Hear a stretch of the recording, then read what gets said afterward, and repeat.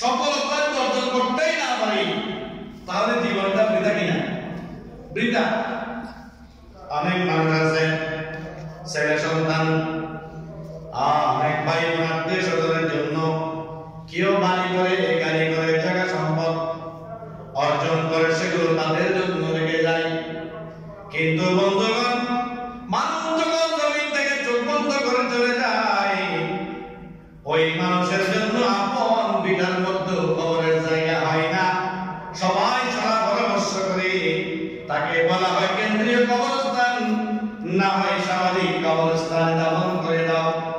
যদি বলা হয় কেন করেন, তো অনেক জায়গা রয়েছে সামনে, সেখানে দাফন করো না। উত্তরে আসবে ভবিষ্যৎ, সেখানে পরিবার পরিজন বড় হবে, ওই জায়গার মধ্যে বাড়িঘর করা হবে। কবর করলে সেখানে তো বাড়িঘর করা যাবে না। এমন নিষ্ঠুর এই পৃথিবীর মানুষ, চোখ যখন বন্ধ করবেন তখন বোঝা যাবে তাদের অবস্থা কি। চোখ বন্ধ করলে বোঝা যাবে। সমাজের মধ্যে, পরিবারের মধ্যে আপনি কারো কাছ থেকে কোনো প্রকারের পুরস্কার পাবেন না। যদি পুরস্কার দিতে হয়, তাহলে নিজের কবরটা কেন পরিবারের কাছে দেওয়া হয় না? পরিবার আপনাকে পুরস্কার দিবে না, সমাজ আপনাকে পুরস্কার দিবে না। আপনাকে পুরস্কার দেওয়ার পরে আল্লাহ, সে আল্লাহ দরবারে যাওয়ার পূর্বের মধ্যে আল্লাহ বলেছেন, প্রথমে ঈমান আনো, এরপরে ভালো কাজ করো। ঈমান যদি এনেছো, ভালো কাজ যদি করেছো, তোমার জন্য আমি আল্লাহর দরবারে মাগফিরাত ক্ষমা রয়েছে, এবং আমি আল্লাহর কাছে তোমার জন্য বিশাল একটা পুরস্কার রয়েছে। সুবহানাল্লাহ। সেই পুরস্কার প্রাপ্তির করতে গিয়ে দেখা যায়, এই বিশাল পুরস্কারের মধ্যে মুমিন বান্দার জন্য আল্লাহর দরবারে অন্যতম বিশাল পুরস্কার হচ্ছে জান্নাতুল ফেরদাউস। সুবহানাল্লাহ। আল্লাহ হাবিব বলছেন, যখন জান্নাত চাইতে চাও, যখন জান্নাত তুমি চাইবে, আল্লাহর দরবারে জান্নাতুল ফেরদাউস কামনা করো। নাম্বার করে বলুন সুবহানাল্লাহ। জান্নাতুল ফেরদাউসে কি আছে? হুর গিলমান আছে, আর কবর দিয়ে প্রবাহিত নদী আছে, আর মধুর চাইতে মিষ্টি, দুধের চাইতে সাদা নহরের ঝর্ণা আছে। একজন হুর যদি জমিনের মধ্যে আসমান ছিদ্র করে জমিনের দিকে তাকায়, জমিনে আর কোন সূর্যের আলোর দরকার হবে না, আর কোন মেশক আম্বরের প্রয়োজন হবে না। বলুন সুবহানাল্লাহ। এরকম নেককার বান্দাদেরকে মহান রব্বুল আলামিন ওয়াদা করছেন, আমি তোমাদেরকে জান্নাতের মধ্যে পরিবেশন দিব, ওই জান্নাতের মধ্যে সুখ আনন্দে বসবাস করার জন্য তোমাদের জন্য জমরু পাথর দিয়ে মাথায় পাথর খচিত করে তোমাদেরকে সেই জান্নাতে বসবাস করতে দিব। সুবহানাল্লাহ। সালাতু ইয়া রাসূলুল্লাহ আলাইকুম মুনিয়া হাবিবাল্লাহ আলাইকুম। জান্নাতুল দোজখ সে ইয়ারাতু क्या करो आरज़ू है मैं तुझे देखा करो। सलाम या রাসূলুল্লাহ আলাইকুম মুনিয়া হাবিবাল্লাহ আলাইকুম। মহান রব্বুল আলামিন ডাকতে চালিয়া আইয়ুহান নাস, ও মানব জাতি, আনতুমুল ফুকারা ইলা আল্লাহ। সুবহানাল্লাহ। তুমি যতই ধনী হও না কেন, কোটিপতি হও না কেন, লাখপতি হও না কেন, যত সম্পদ জমিদার তুমি হও না কেন, তুমি আমি আল্লাহর কাছে ফকির। সুবহানাল্লাহ। আনতুমুল ফুকারা, তোমরা আমি আল্লাহর কাছে অত্যন্ত ফকির, মিসকিন, কিন্তু আল্লাহু গনিয়ুল গনিয়ুল হামিদ, আমি আল্লাহ অতি সবচাইতে প্রশংসিত ধনী। সুবহানাল্লাহ। আমি আল্লাহ থেকে দুনিয়া দিও নাই নাই, আমি তোমাদেরকে ধন দিব, মান দিব, ইজ্জত তাজিম সব দিব, কিন্তু তোমরা যদি সে অনুযায়ী আমল করতে পারো, ওই ধন মান ইজ্জত যতগুলো তুমি জমিনে কামাই করেছো সবগুলো তোমাকে কিয়ামতের ময়দানে আপনাদের পরিশোধ করা হবে। বড় করে বলো সুবহানাল্লাহ।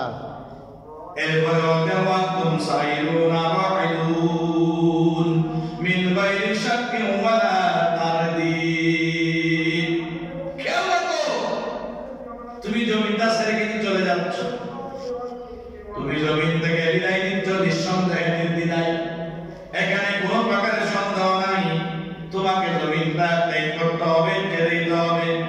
তুমি ভাবতেছো তুমি জমিনে থেকে যাবে, নয় নয়, আমি আল্লাহ রাব্বুল আলামিন জমিনে আসার যে সিস্টেম করে দিয়েছি, টাকার কোনো সিস্টেম আমি আল্লাহ জমিনে করি নাই। দিন শেষে তোমাকে আবার জমিন থেকে আবার আমার নিকট চলে আসতে হবে। সুবহানাল্লাহ। দিন শেষে তোমাকে আবার ফিরতে হবে, আমি আল্লাহর নিকট ফিরে আসতে হবে। কারণ আমার তাকাল্লালু মিনাদ দুনিয়া, আমার বান্দা দুনিয়া থেকে সামান্য কিছু গ্রহণ করো, সামান্য সম্পদ গ্রহণ করো, সামান্য কিছু নাও। কেন নিবে? ফাইন্নাল মাউতা আকরাবু ইলাইকুম মিন হাবলিল ওয়ারিদ। কেন গ্রহণ করবে? নিশ্চয় নিশ্চয় তোমার জন্য একটা মতের ব্যবস্থা করেছি, মৃত্যুর পেয়ালা তোমাকে পান করতে হবে। মৃত্যুটা কোথায়? কেউ রাঙ্গামাটি থাকে, মনে করে আজরাইল আরবের জমিনে আছে, পাকিস্তানের জমিনে আছে, ইন্ডিয়ার জমিনে আছে।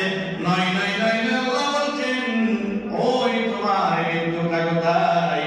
ইলা আকরাবু ইলাইকুম মিন হাবলিল ওয়ারিদ। ওই তোমার মৃত্যুটা তোমার গর্দানের যে শাহী রব হয়েছে এর চাইতেও বেশি নিকটে। সুবহানাল্লাহ। কিসের অহংকার বড়াই করতে তুমি? কোন দুনিয়ায় তুমি থাকবে?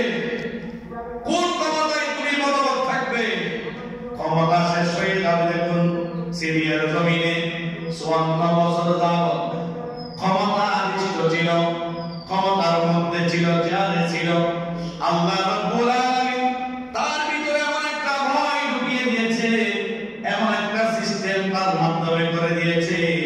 আমার রাসূলের যে ভবিষ্যৎবাণী 1400 বছর পরে সেটা প্রমাণ হয়ে গেল। সুবহানাল্লাহ। ক্ষমতা ছেড়ে পালিয়ে গেছে, ক্ষমতা ছেড়ে পালিয়ে গেছে, ক্ষমতা ছেড়ে দিয়েছে। এখন সে মানব যারা নির্যাতিত নিপীড়িত ছিল ওই সমস্ত মানুষদের হাতে ক্ষমতা চলে এসেছে। সুবহানাল্লাহ। যিনি সিরিয়া বিজয়ের অগ্রদূত, মহান নায়ক, তিনি সিরিয়ার ফারুক আজমের বংশধর বলতে বলছেন। সুবহানাল্লাহ। সিরিয়ার ফারুক আজমের বংশধর, উমর ইবনে খাত্তাব রাদিয়াল্লাহু তাআলা বংশধর তিনি।